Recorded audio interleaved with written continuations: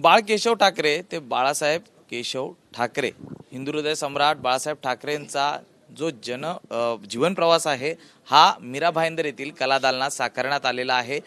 याच विषयावरती माझ्यासोबत बोलण्यासाठी मंत्री प्रताप सरनाईक जी आहेत। सरनाईक साहेब, एकूणच बाळासाहेबांचा जो जीवन प्रवास आहे हा आपण या कलादालनात मांडलेला आहे। प्रामुख्याने तुम्ही सुरुवात जर केली तर बघा, हुतात्मा स्मारक आहे, म्हणजे 107 हुतात्माने बलिदान दिलेली ही मुंबई, आणि ही मुंबई इथून सुरुवात होते। दादरला आलो, दादरला आल्यानंतर ही चाळ संस्कृती मुंबईची, आणि ह्या चाळ संस्कृतीमध्ये आम्ही लहानाचे मोठे झालो। म्हणजे माझंही तसं जीवन बालपण तसं दादरच्या कबूतरखान्याजवळ त्या शाखा क्रमांक 65च्या गल्लीमध्ये पाटीलवाडीमध्ये कृष्णकुंज नावाची इमारत होती, त्या ठिकाणी गेलो। त्यामुळे एक खांडके बिल्डिंगमध्ये त्यावेळेस शिवसेनेची रचना कशी असावी आणि ह्या चाळींमध्ये सगळे विचार जे आहेत ते घेतले जायचे, सर्व मराठी माणसं एकत्र यायचे। किंबहुना बाळासाहेब सुद्धा पूर्वी शिवाजी पार्क जवळच्याच एका चाळीमध्येच राहायचे, मातोश्रीमध्ये जाण्यापूर्वी, हां अगदी समोरची। त्यामुळे ते विचार होते, आणि मी सुद्धा तिथलाच। माझे वडील दैनिक मराठामध्ये प्रूफरीडर म्हणून काम करत होते, बाळासाहेब सुद्धा त्याच वेळेस कार्टुनिस्ट म्हणून त्या ठिकाणी काम करत होते, आणि त्यामुळे थोडंसं मनामध्ये एक संकल्पना होतीच की बाबा अशा प्रकारचं एक दालन जे बाळासाहेबांच्या विचाराचं आहे, जे बाळासाहेबांचे विचार आत्ताच्या नवीन पिढीला ज्यांना कुणाला माहिती नाही त्यांनाही कळावे, त्यांनाही हे विचार अंमल त्यांच्यावर झाला पाहिजे।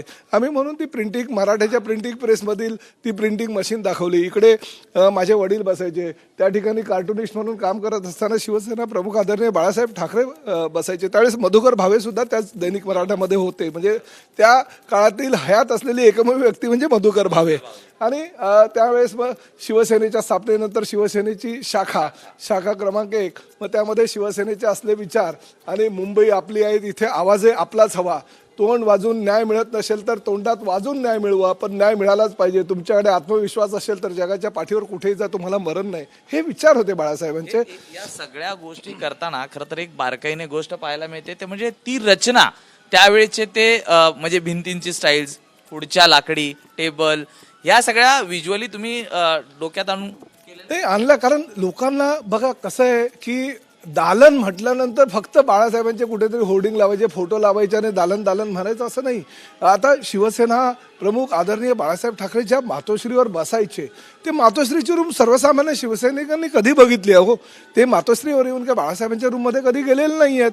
त्यांना बाळासाहेबांची रूम कशी होती हे दाखवायला मिळालं पाहिजे।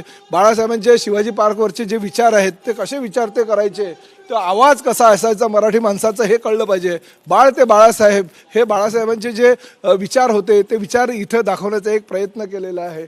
आणि ही रूम आहे, त्या रूममध्ये बिंदू माधवांचा फोटो आहे, ह्या रूममध्ये मासाहेबांचा आणि बाळासाहेबांचा फोटो दाखवण्याचा प्रयत्न केला, जेणेकरून सर्वसामान्य जो माणूस या ठिकाणी बघायला येईल त्याला असं वाटेल की नाही, हे कलादालन हे स्वतः बाळासाहेबांचं चलतं फिरतं आत्मचरित्र आहे।